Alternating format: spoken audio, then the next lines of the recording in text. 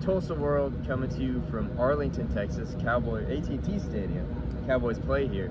Big 12 Media Days, day one. We heard from Mike Gundy, Spencer Sanders, Brennan Presley, and the Oklahoma State contingent today. So we're here with Kelly Hines, Oklahoma State beat writer.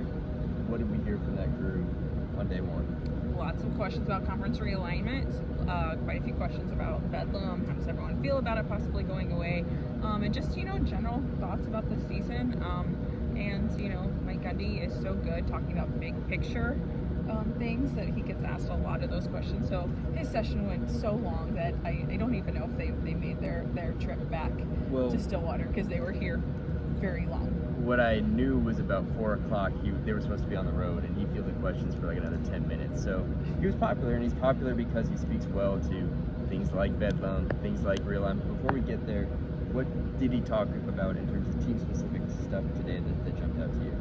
Yeah, I think he talked a lot about, what you can expect from the defense under Derek Mason. That's something that, has been discussed throughout the spring.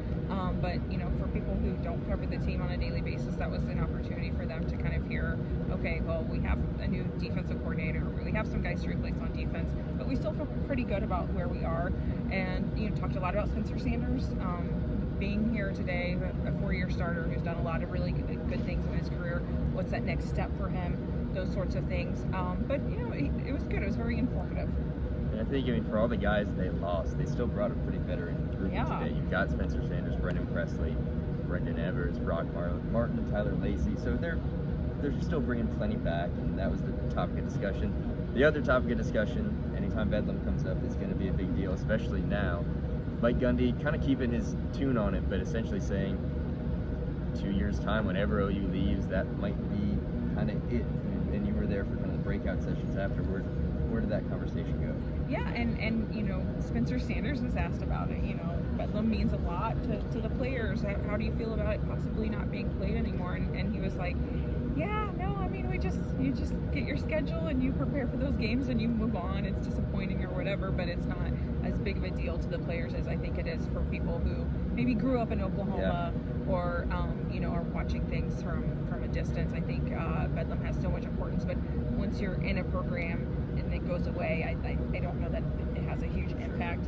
But Gundy talked about that. He's like, that's just a decision someone else made, and he talked a little bit about what it's like, with his brother being at OU, and that he's always good talking about those things. Yeah, and it kind of lines up with what he talked about last fall, which was whatever bad blood there might be, there's also the practical end of just scheduling. They're scheduled not gone out for however many years, and it's hard to schedule a team like Oklahoma. You can't just throw them on the schedule. And so realignment was the other topic of discussion. That was a big thing with Commissioner Brett Yormark being introduced today kind of for the first time, and he spoke about Big 12 really being open for business, and that this is pretty much what he's brought here for. He's a CEO, and he sounded like one today, and so it doesn't sound like anything's imminent, but that was kind of the topic du jour. I'm sure it'll still come up plenty tomorrow.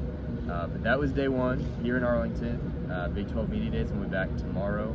OU goes, Texas goes, Texas Tech goes, and we'll have plenty more for you then on video and at TulsaWorld.com.